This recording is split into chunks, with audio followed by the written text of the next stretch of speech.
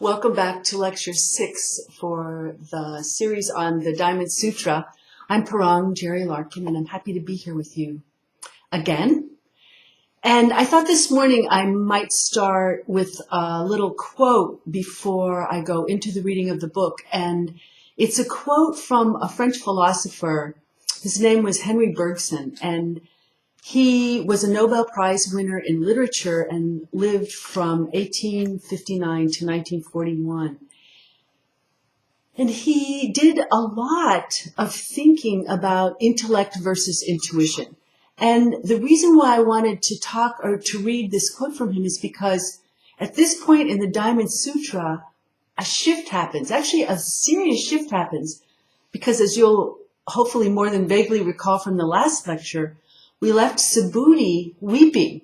And that's huge. That's actually a huge marker for this teaching that Buddha's giving, because Subhuti, remember, was the monk who was known for his dispassion. And he starts with this story of saying to the Buddha, you know, this great dispassionist monk speaking for the other 1,249 of us, well, Buddha, you know, what is the role of a bodhisattva? How should a bodhisattva walk and talk and think? And Buddha starts to respond to that, and as he does, it starts to go inside of Subhuti until finally, by the end of chapter 16, in that period, he's weeping. And this is huge, because he's not just sitting there with tears in his eyes or with tears streaming down his cheeks. He's weeping, which is a full body-mind experience. So all of Subhuti is weeping, which tells us that something about this teaching is completely changing him from the inside out. It's that powerful a teaching. And again, I just love this, as you all know, I'm ad nauseum about how much I love this teaching. But what's interesting about it to me is how there are these parts here in the sutra where when we have reactions to some of these things that might be new to us, if we're concerned about it or feel a little bit kind of offset by them or just kind of not grounded by them, here's this character Subhuti who's also having these reactions, these kind of body-mind earthquakes going on for him as he's hearing and starting to really understand in the deepest part of him what the Buddha is trying to teach. So he prepares us to go into this next section. And what I was struck by as we move through chapter 17 through 20 this morning, and I'll read them in a minute, is how urgently Buddha is trying to convey, or is conveying, this difference between intellect and what I'll call intuition. How he just keeps cutting away at all these things that we use to identify who we are and what we are and how we respond to the world, and how he really is trying to teach us with everything he's got about how important it is to let go of all of that.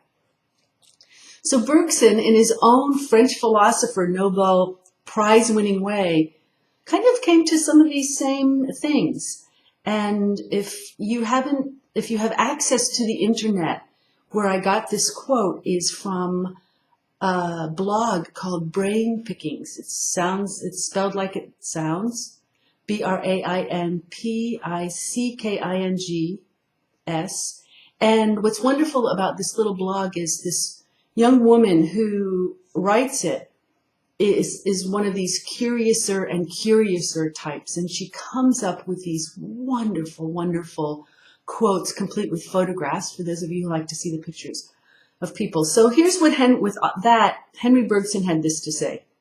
We see that the intellect, so skillful in dealing with the inert, is awkward the moment it touches the living. Whether it wants to treat the life of the body or the life of the mind, it proceeds with the rigor, the stiffness, and the brutality of an instrument not designed for such use. The intellect is characterized by a natural inability to comprehend life. Instinct, on the contrary, is molded on the very form of life. While intelligence treats everything mechanically, instinct proceeds, so to speak, organically. If the consciousness that slumbers in it should awake, if it were wound up into knowledge instead of being wound off into action, if we could ask and it could reply, it would give up to us the most intimate secrets of life. So what's hard about this for people like me is that I came to Buddhism intellectually. And I felt most protected, if you will, in my first couple of years of being a practitioner by using my mind to screen the teachings of Buddha. I mean, I can remember thinking, oh yeah, that's what I think. Oh yeah, that's what I think, so it must be right.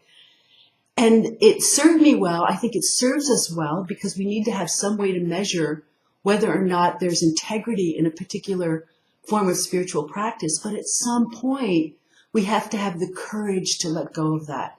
And that's where we are in this sutra. So with that, 17. Again, the Venerable Subhuti asked the Buddha, you know this question, Bhagavan, if someone sets forth on the Bodhisattva path, how should they stand? How should they walk? And how should they control their thoughts? The Buddha said, Subhuti, someone who sets forth on the Bodhisattva path should give birth to the thought, in the realm of complete nirvana, I shall liberate all beings.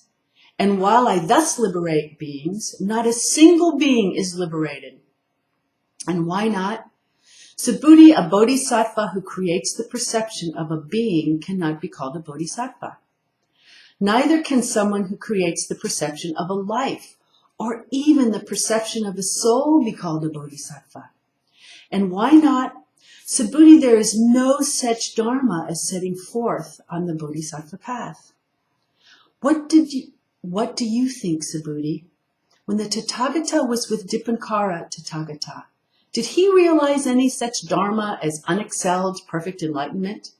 To this the Venerable Subhuti answered, Bhagavan, as I understand the meanings of what the Tathagata has taught, when the Tathagata was with Dipankara Tathagata, the Arhan, the fully enlightened one, he did not realize any such dharma as unexcelled perfect enlightenment. And to this the Buddha replied, so it is, Subhuti, so it is. When the Tathagata was with Dipankara Tathagata, the Arhan, the fully enlightened one, he did not realize any such dharma as unexcelled perfect enlightenment. Subhuti, if the Tathagata had realized any dharma, Dipankara Tathagata would not have prophesied, young man, in the future you shall become the Tathagata, the Arhan, the fully enlightened one named Shakyamuni. Subhuti, it was because the Tathagata, the Arhan, the fully enlightened one, did not realize any such dharma as unexcelled perfect enlightenment that Dipankara Tathagata prophesied, young man, in the future you shall become the Tathagata, the Arhan, the fully enlightened one named Shakyamuni. And how so? Tathagata, Subhuti, is another name for what is truly real. Tathagata, Subhuti, is another name for the Dharma with no beginning. Tathagata, Subhuti, is another name for the end of dharmas. Tathagata, Subhuti, is another name for what never begins. And how so? No beginning, Subhuti, is the highest truth. Subhuti, if anyone should claim that Tathagata, the Arhan, the fully enlightened one, realized unexcelled perfect enlightenment, such a claim would be untrue. Subhuti, they would be making a false statement about me. And how so? Subhuti, the Tathagata, did not realize any such dharma as unexcelled perfect enlightenment. Furthermore, Subhuti, in the dharma realized or taught by the Tathagata, there is nothing true and nothing false. Thus the Tathagata says, all dharmas are Buddha dharmas. And how so? All dharmas, Subhuti, are said by the Tathagata to be no dharmas. Thus are all dharmas called Buddha dharmas. Subhuti, imagine a perfect person with an immense perfect body. The Venerable Subhuti said, Bhagavan, this perfect person whom the Tathagata says has an immense perfect body, Bhagavan, the Tathagata, says, has no body. Thus it is called an immense perfect body. The Buddha said, so it is, Subhuti. If a bodhisattva says, I shall liberate other beings, that person is not called a bodhisattva. And why not, Subhuti? Is there any such dharma? Oh, I'm going to go back and say it a different way. And why not? Subhuti, is there any such dharma as a bodhisattva? The Venerable Subhuti replied, no, indeed, Bhagavan. There is no such dharma as a bodhisattva. The Buddha said, and beings, Subhuti, beings are said by the Tathagata to be no beings. Thus are they called beings. And thus does the Tathagata say all dharmas have no self, all dharmas have no life, no individuality, and no soul.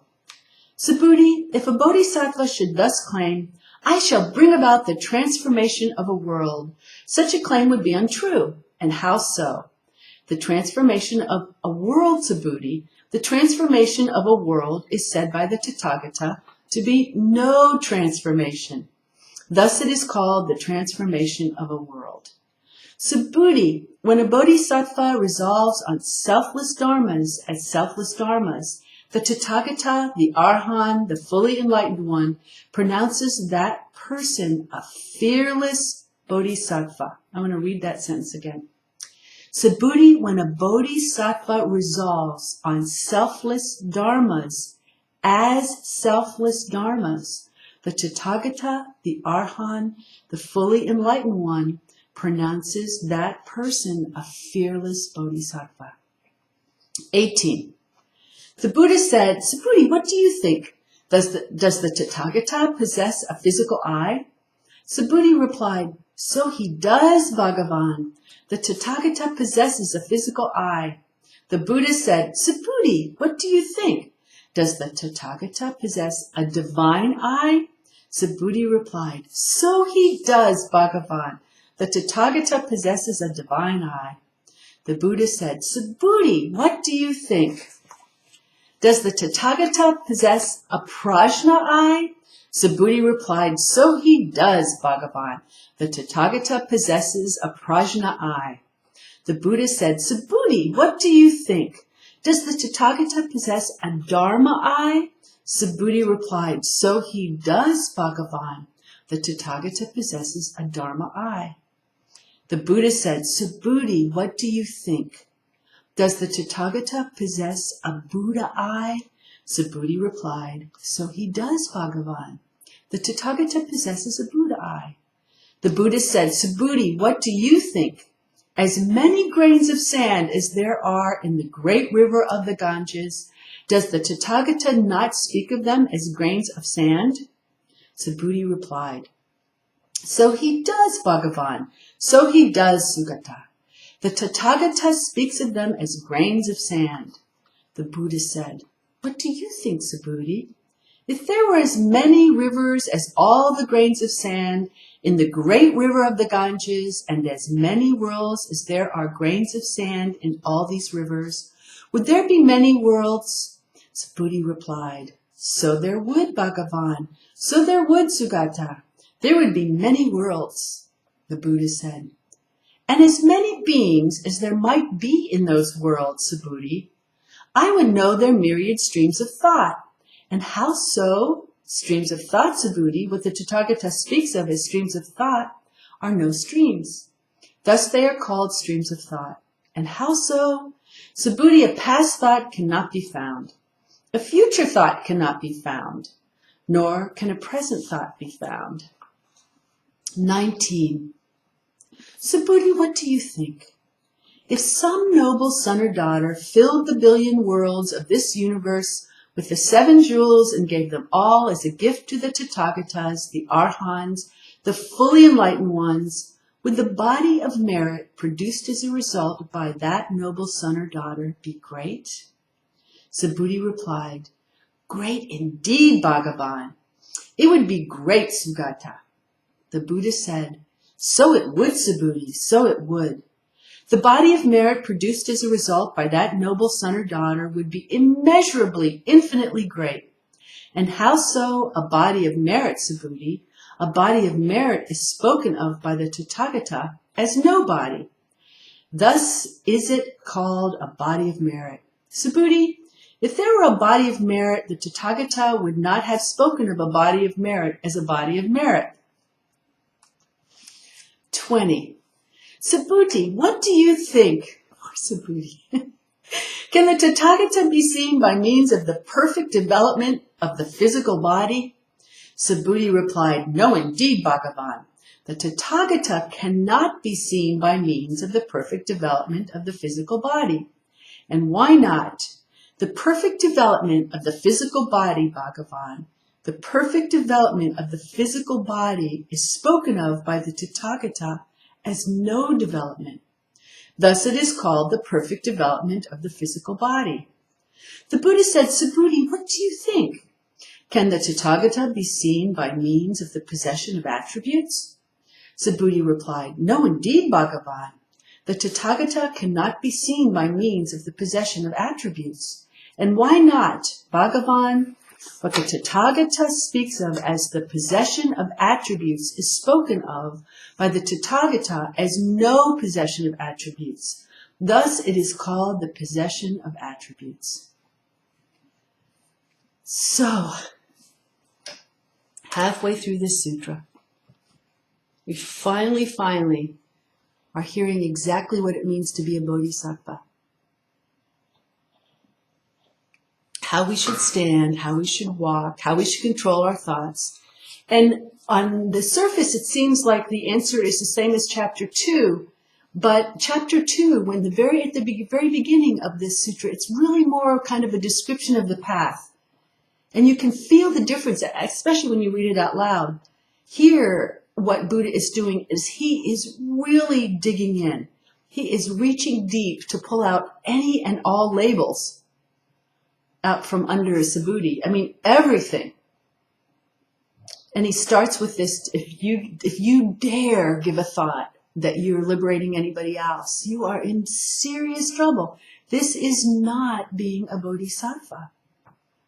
So what he's trying to communicate, and I think he does a wonderful job of communicating, is that what the real deal is here, if you will, for being a bodhisattva, is that it has kind of these two characteristics. And the first one is that there's selflessness.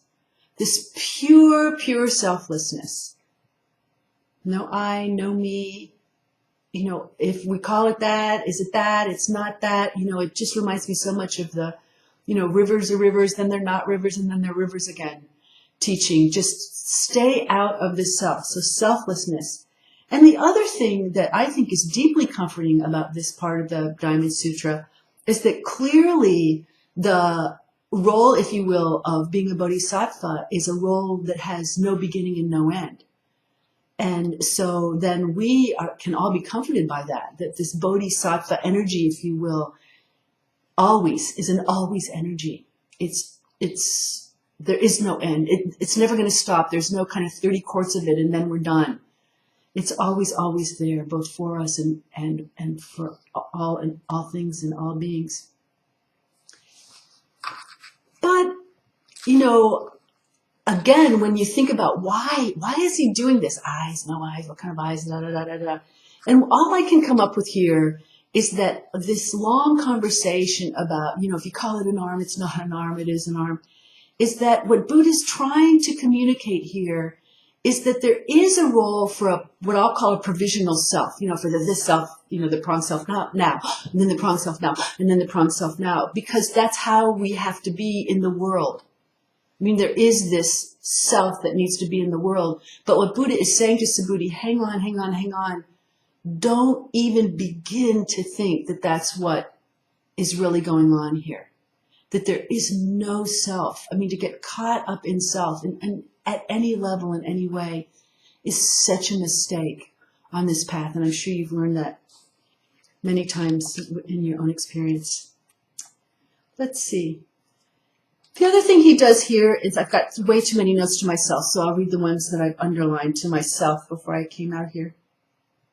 The other thing is that he is really going after attachment on a lot of levels here as well.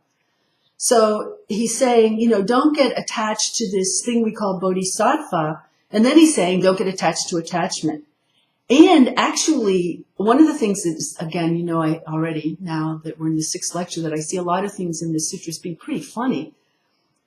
One of the things that I think is funny about the sutra is that here he's also kind of saying these things over and over and over again. It's like, come on, I heard it already. Because he doesn't want us to be attached to a teaching either. So the ground is being pulled out from under you and me in this sutra on a lot of levels and in many different ways. So the first half of the sutra focuses on controlling our thoughts, if you will, that involve attachment to a self. In the second half of the sutra, we're talking about controlling thoughts that involve attachments even to a teaching. So everything is gone here. And another point I wanted to make, if you read this quickly, you may not have caught, is that when Buddha talks about Dipankara again, what he's saying is he did not realize any such dharma as unexcelled perfect enlightenment. Why is that important? Because it's starting to put some boundaries, some idea of boundaries around what Buddha's experience has been. Let's see if I want to say anything more about that. No, I think that's pretty obvious. Again, Buddha's like a wonderful Zen grandmother here. He keeps hammering these points home. And one of the ways he does this is by summarizing every once in a while. There are these just wonderful quick little summaries that summarize big chunks of this teaching. And one of them happens here in chapter 17, where he talks about, well, what is the real name of a Tathagata? What is a Tathagata really? And up until now, if you're like me, I kind of felt it or experienced it as a being, however, depending on how good my practice was that morning, what the framework of the being was tended to collapse or expand. But he says a Tathagata is another name for 4 things, and these are really pertinent 4 things, right? So Tathagata is another name for 1, what is truly real; 2, Dharma with no beginning; 3, end of dharmas; and 4, what never begins. What never begins. So again, this beginninglessness is really kind of coming at us on a lot of different levels here in this sutra. So Tathagata now, when we read the sutra, has those 4 components in it. And so you can feel this buildup in the sutra with these words, where one word has all these different levels to it. It's the diamond. It's this diamond with all these different facets. And Buddha's walking Subhuti. If Subhuti is like you and me, maybe sometimes dragging him a little bit through these understandings. And then when he's not sure if he gets it, which is why I love it, then he stops and summarizes it, 1, 2, 3, 4. So you can feel him. You can actually feel Buddha pleading with Subhuti not to get caught up in concepts here. And when he talks about concepts, it reminds me a lot of Hui Ning, who for me, the 6th patriarch, was so great because he would summarize these things just very kind of in these little pithy phrases. And so we have this whole Diamond Sutra, and then Hui Ning will say something like, if you aren't free of subject and object, there's no bodhisattva there. And that seems to be a lot of what's going on here. So freeing ourselves of subject and object. And we've had experiences of this, but what Buddha is asking us to do is live our lives this way, moment by moment. And that's a lot different from having these little quick experiences of it.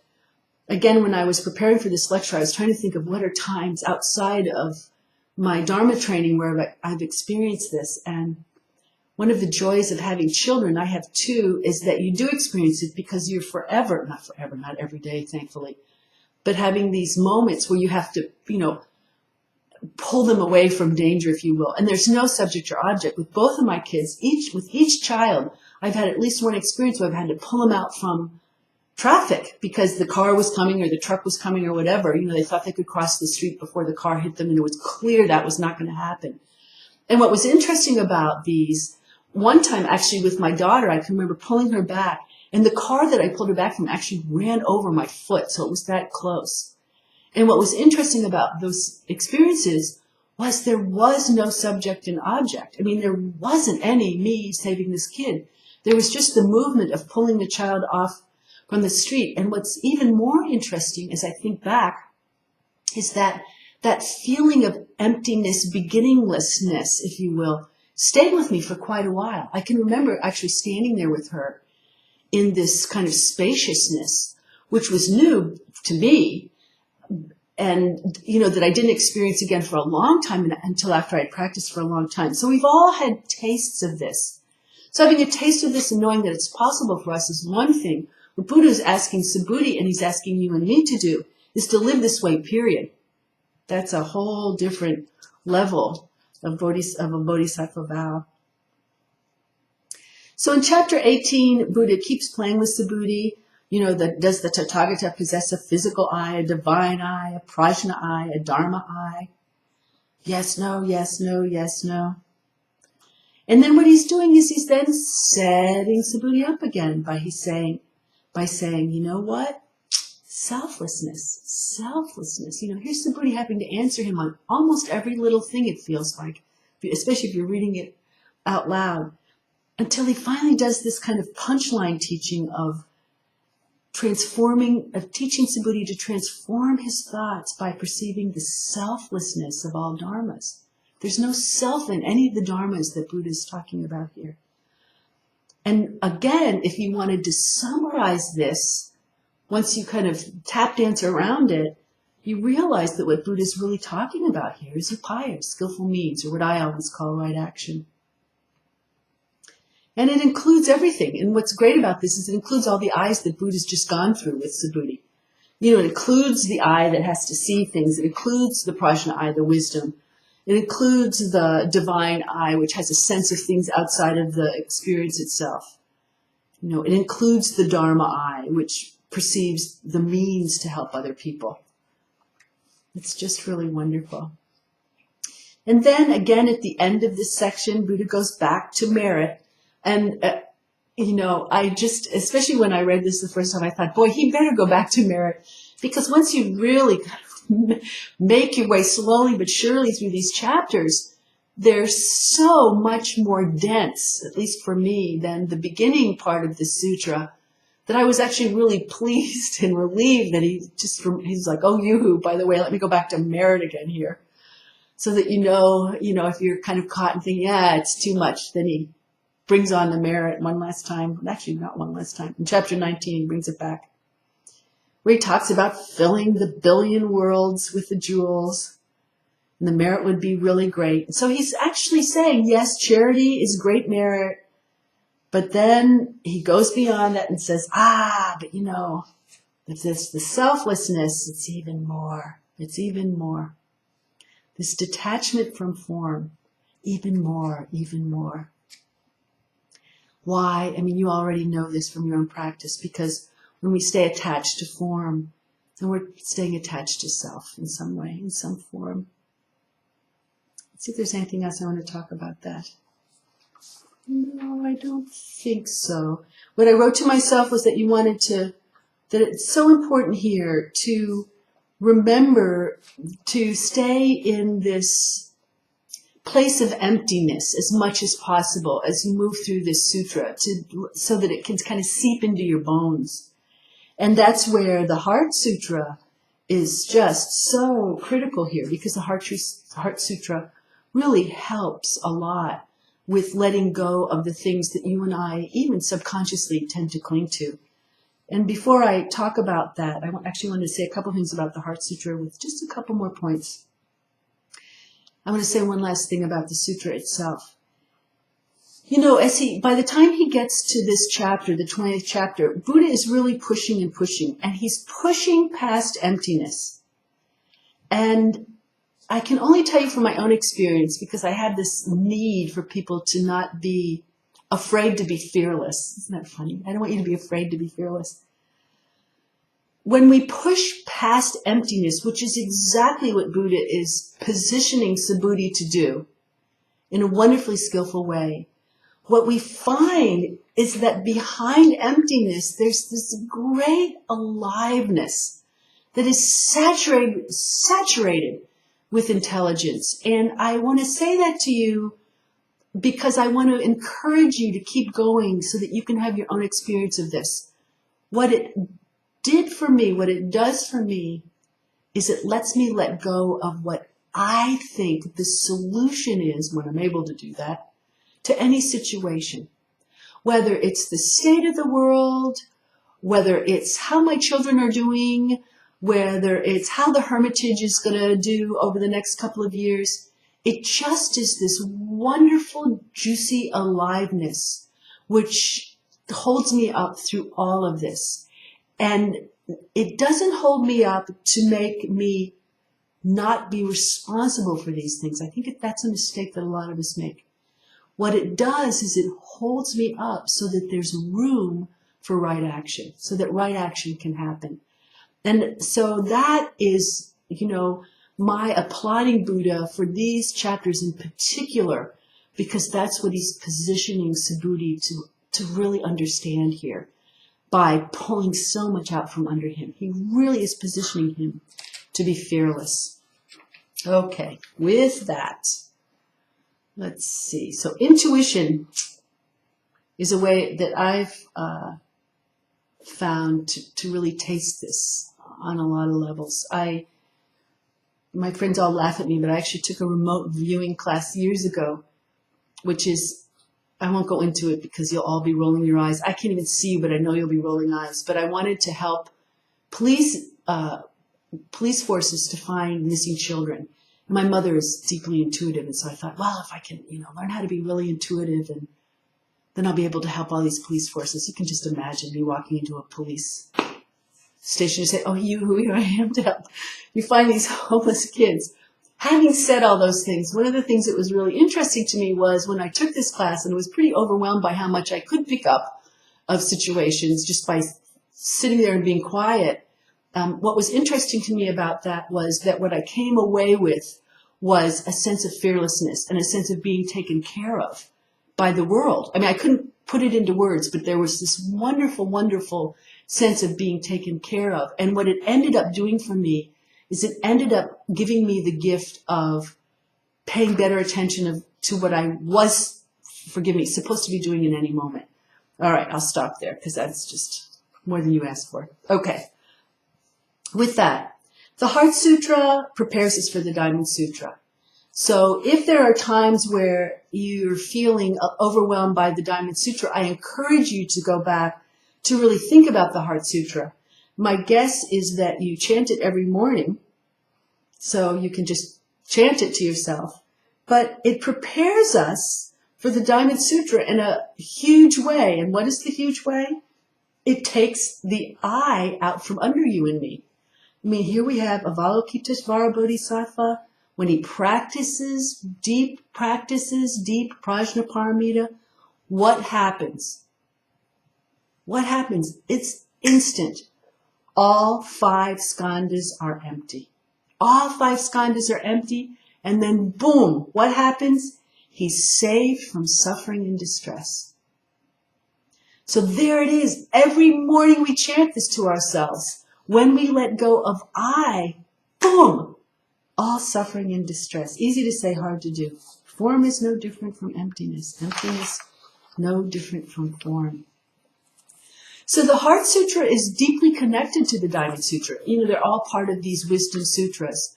But the Heart Sutra is the sutra that has the capacity of taking all of us. It really is a wonderful sutra for kind of bringing all of us, just because we hear it over and over again until it finally seeps into our systems. Oh. Yeah, skandhas are empty. Why am I clinging to that? I don't want to say I get a kick out of myself, but I'm always kind of struck by moments where I don't want to forgive somebody for something. And I can forgive almost anything. I just a couple of things, you all have them, in your family history where it was bad. I mean, it was a big B bad. And then I'm always saying to myself, skandhas are empty, skandhas are empty, skandhas are empty. Why do you want to kind of have this dense, hard energy taking up any part of you? when you could be aimed in a different direction. Doesn't mean that what happened was okay. It's just the letting go of it, staying real, right? No past thoughts, no future thoughts, no present thoughts. Why bother? Okay. So the Diamond Sutra gets us there on a lot of levels with help from the Heart Sutra into this selflessness, if you will. It's the key theme here in sections 17 to 20. And what do I have? Two more comments here. One is the role of good works and how the role of good works can feed into our understanding and manifestation, actually, of the Diamond Sutra. And what I wrote to myself is this, that I is insidious. Perhaps you've noticed. And it just needs to be whacked out of place, honestly. And good works is a wonderful way to do this, but it's a particular kind of good work. One of the things that I used to ask students to do when I was at Still Point was to always act on any kind of I'll call it a frisson, any kind of impulse to be helpful, to act on it, so that we get used to this. I don't want to call it a knee-jerk reaction to a situation, but our instant reaction to a situation is to be helpful. When you watch your own reactions to situations, you can watch your own not wanting to be helpful. It is so much easier to look away. I notice this every morning when I walk the dog in the park. You know, there's garbage on the sidewalks. Sooner or later, somebody's going to see it and pick it up. But I actually pick it up, and I pick it up because I want to feed this impulse to be useful so that it's always there. That's so much of what the Supaya is all about.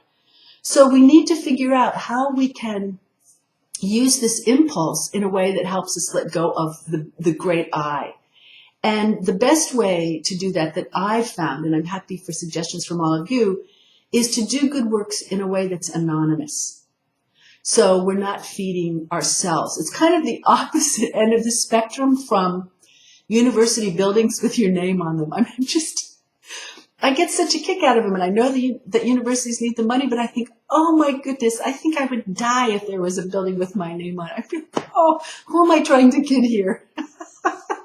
So if you can kind of find it in your heart to be anonymous here, it's one of the downsides of this path is that we have to let go of the building with our name on it.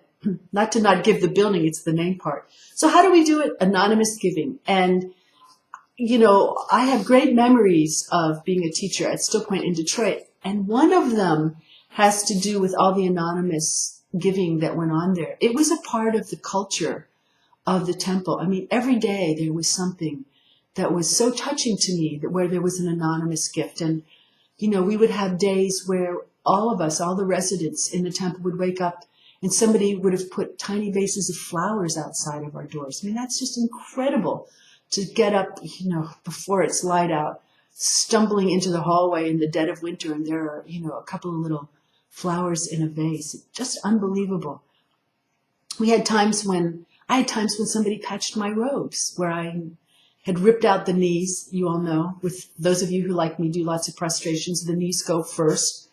But I would get up and go down into the laundry where I had left the pants to dry, and somebody would have been up in the middle of the night patching my robes. Or there was one moment where one of the residents was just really having a rough go, and she didn't have money to pay for rent. And it wasn't a lot of money, but she didn't have it. And she woke up one morning and found that all the money was tucked under her pillow in cash. And this is saying a lot, because no one had any money in Detroit. I mean, for somebody to come up with a couple $100 is huge. And so in that moment, not only does she have this money, this cash to pay for her rent, but she knows, and we all knew, that it wasn't just one person. It was probably everybody in the temple coming up with some money for her. And I don't want to think that they had to sell plasma to do it, but we were at that level of income. So those kinds of things are things that help let go of this I. Not only that I can't do anything, but I'm not responsible, or it's not my problem, you know, that's not my job. These are all things that are really harmful to you and me when we're trying to kind of figure out what it means to be a genuine bodhisattva. So I think here I've said a lot about giving up I could go on ad nauseum. I had 4 things I wanted to say about this giving up of I, and then I'll leave you with a homework assignment. So it's clear that I here is the root of all problems. It's clear here that I is all in the mind. If we watch I, we'll see that often it's in a fighting mode, which is deeply unhelpful to you and me. And so that we need to kind of figure out, each of us, what is the path that you have? What is the path that I have that helps me to give up this great I that I want to cling to, even though every morning I remind myself through the Heart Sutra that it's just kind of not helpful. So ways to give it up. One is to give up comparing. One is to give up judging. It doesn't mean, judgment is, especially as I'm giving these lectures, we're in a presidential election period, and it is really, really hard to give up judging. And what I'm talking about here is the energy behind the judgment. There's an energy that doesn't have to be there. It doesn't mean that you and I don't go vote, may we all vote. It means that we need to really watch what the weight is behind the judgment, because it's the weight here that becomes a huge, huge problem. And the other thing that's a part of that is, I think, as when we do right and wrong, we get caught here.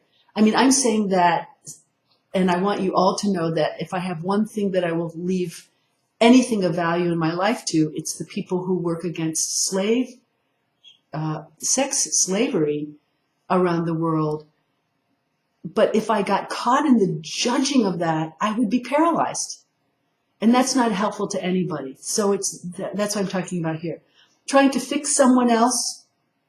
If you've ever tried, you know that doesn't work. But trying to fix someone else is a way that we cling to I, that all of us seem to have that tendency.